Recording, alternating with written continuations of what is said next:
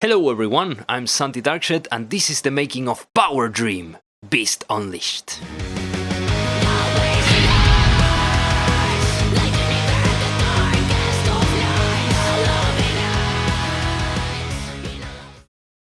So, I think by this point most of you already know what PowerDream is, but I'll explain it real quick for those who are new. PowerDream is my 80s style heavy metal project or one-man band inspired in Battle Beast and Beast in Black. If you want more details on the project itself, please check out my other video for the album To the Future With You, in which I explain the details and more about the project itself.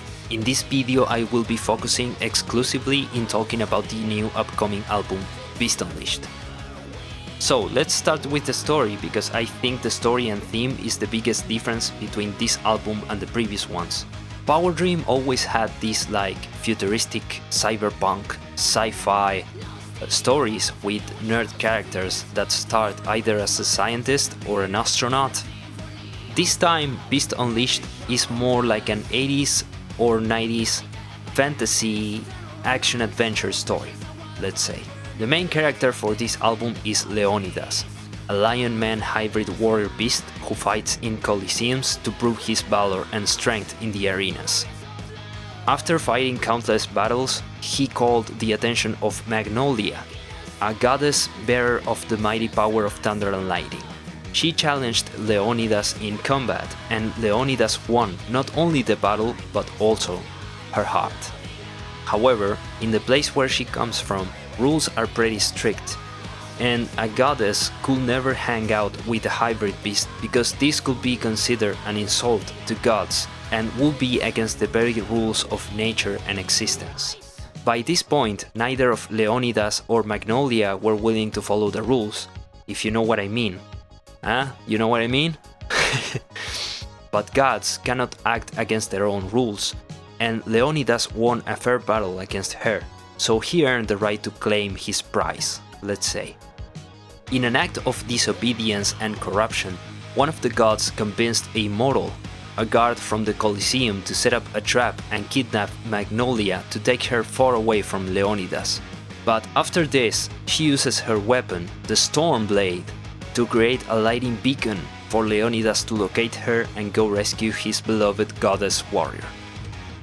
With such a drastic change in the topic for this album, I had to also make some changes in both composition and production. After dedicating a lot of thought on what things should I change and what should remain the same, I will describe this album as wilder. Songs are faster, and I think they are also heavier. It is more raw heavy metal than, for example, To the Future With You and Heatbringer, which were more dance, electronic and rhythm based. In other words, this is more early Battle Beast and less actual Beast in Black.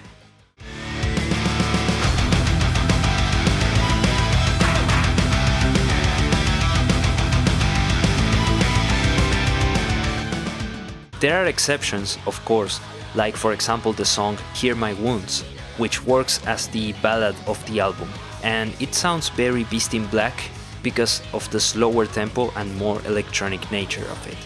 But this is, as I said, an exception.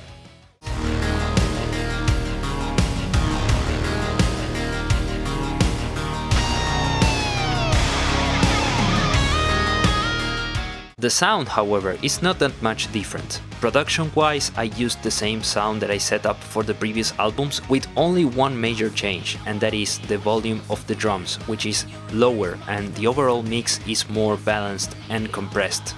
If you guys feel like this is still the same PowerDream you all know, that means I did a good job, because it wasn't my intention to change the core of the project, like the essence of it. One of the things that got me the most excited about working on this album is the difference on the synths and electronic sounds. Previously, I used a mix of Korg and Roland synthesizer variants. But now, it was time for the Yamaha DX7 to shine. Oh, I love this thing, man. I love how it sounds, and I used the heck out of it in the album. I hope you noticed all these different sounds that I put in there, and I hope you like them. The song Roar of the Beast, for example, has this one part that has a lot of keyboards and sounds that set up this like nostalgic feeling. It is amazing. Definitely one of my favorite parts of this album.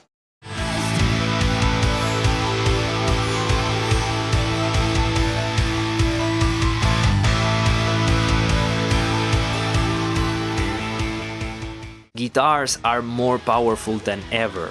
I honestly think it may be one of the strongest components for this album. It is also what has the most presence in the mix as well. And guys, I'm trying to be as much as a humble composer as I can while saying this, but trust me, I think this album has some of the best riffs and solos I made for this project so far. Lastly, there's one thing that I would like to mention about the vocals. I think the singing style in PowerDream, going for those high notes with distorted falsetto or head voice, has always been part of it, and it's still present in this album as well. That being said, I think there's less focus on high-pitched vocals. Some examples of these are the choruses for songs like The Fierce Redemption and Enemy Territory.